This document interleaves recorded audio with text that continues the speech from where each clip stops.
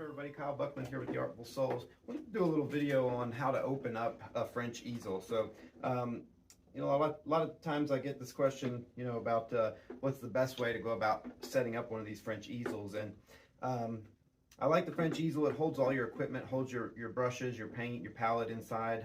It's great for painting outside in lots of different conditions. It can hold up to a 24 by 30 canvas. So good all-around workhorse of an easel for plein air painting. But when you first get one, it can be a little tricky figuring out how to set it up. So I just wanted to do a little tutorial. Now, if the weight is a problem, this is a full box, a Julian full box French easel. If the weight is a problem, they make half boxes. So they're half the size, half the weight. They're a little skinnier and thinner. So I recommend those if you feel like this is just too heavy for you. But what we're going to do is grab the easel by the handle in our non-dominant hand. And we're going to take our dominant hand and pop the first side leg out. Now what we're going to do is hold this side leg in place here, kind of with our thumb and our middle finger, and use our index finger to tighten the swing nut up. That'll keep that leg from moving around while you're tightening it. Now once you get it most of the way tight, then you can let go and really put a good turn on it. So you want to make sure you get these nice and tight because you don't want them wobbling around once you set it up. So then we're going to go down here and grab this extension and pull it out and tighten it up. Do the same thing. So if this gets too heavy for you, you can set this on the ground and basically do these exact same steps, only with the easel on the ground. So that's another option. So now that we've done that, we're going to pass the easel over to our dominant hand. So I'm going to hold it here in my right hand, and we're going to do the exact same thing, just the opposite side here. So we're going to pull this other side leg out, hold it in place with our thumb and our middle finger, and then use our index finger here to tighten the swing nut. So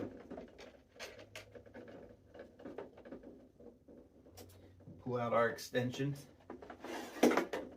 tighten it up. So basically doing the exact same thing, just on the opposite side. Now we're going to switch the easel back over to our non-dominant hand, turn it completely around so that the legs are facing away from us, and then we can grab this last leg and pull it out. And same thing, we're going to kind of pop this leg out and hold it in place here with our thumb and our middle finger, and then we can use our index finger here to tighten this up. And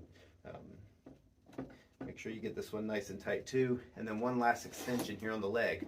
Now that we've got all three legs out, and we've got all the nuts tightened up there, what we want to do is grab the easel like this, put all the legs away from us, grab it in both hands, and then turn it and set it down on its legs. Now you're ready to open up the easel. So you're going to kind of reach back here. You can do any adjustments here on the legs, make sure everything's tight. It'll wobble a little bit, but it should be fairly sturdy at this point. So you're going to open up these little latches on the back. Make sure you loosen these little nuts here on the side, and then open it up like this. So now you've got two shelves here. You've got a bottom shelf and it's actually a clamp, a top part of the clamp and the bottom part of the clamp that's going to hold the easel. So you want to loosen these, and this will allow this bottom part to move. Now you have to have this top part loosened too. If this top part is tight, the bottom part won't move. So go ahead and reach behind here and loosen this, which is going to allow this top part to move separately, but it will also allow this bottom part to move. So once you've got this swing nut here and this swing nut here and the one on the other side down here loosened, pull the bottom up to wherever you need it. Now, I always recommend that when you're working on a canvas, you have the center of your canvas kind of at arm's length. So if you stretch your arm straight out, it should hit about the center of your canvas. So if we're working on with an 18 by 24, that's going to be about right there. So then you want to set your canvas up here and grab this top part to the clamp and just pull it down, just like this right here. Make sure that it's good and sturdy too.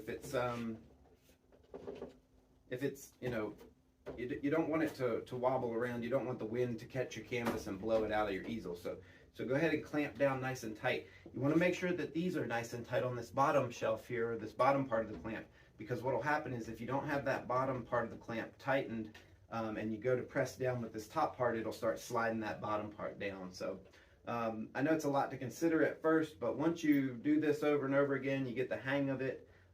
it'll become second nature, and you won't even have to think about it. So at this point, we're ready to go ahead and slide out. You want to remove your pallet and then slide this shelf forward, and then you can set your pallet here. So this gives you a nice workspace. You can set some brushes back here. In fact, if it gets real windy, you can even set a rock or a weight or your paint bag or whatever else you have to weight down the easel up on this part back here, and it'll actually help weigh down the easel so that it doesn't blow around. So let's do the whole process in reverse now. So we're going to put the pallet back in the tray, and we're going to slide this tray forward. And this is nice because this will keep your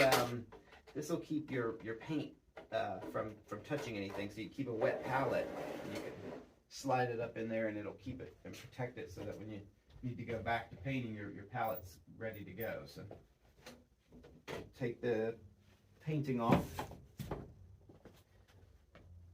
We're going to lower this part of the clamp here and tighten that back up. Lower this top part, tighten it up. Now we're going to go ahead and close this top part of the easel. Make sure that it's nice and closed good and nice and tight before we go lifting anything else up. Now, if you want to, you can actually put your wet painting in this little clamp right here.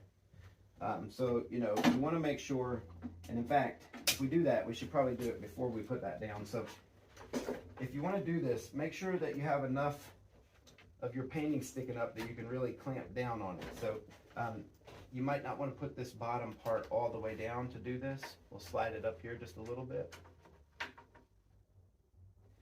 And that'll give us the ability to kind of clamp down here on our painting. So now we've got our painting intact. We can even use these little metal hooks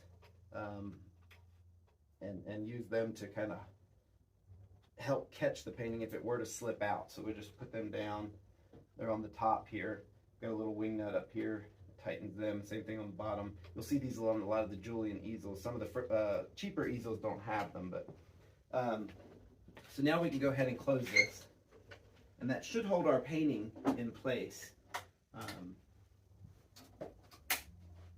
So now what we're going to do is we're going to grab the easel with our non-dominant hand and just pick the entire easel up, just like this. So we've got the legs sticking out. Now I'm going to take my right hand, or my dominant hand. I'm going to start with this, the one leg that sticks out away from us, and we're going to just put everything back in its place. So just kind of undoing everything that we did when we set it up. So now we're right here, so I can grab this leg, so I don't have to turn it around as much at this point. And you can see here I can do all this while I'm holding it, but like I said, if it gets too heavy for you, you can set it down on the ground and do the same process.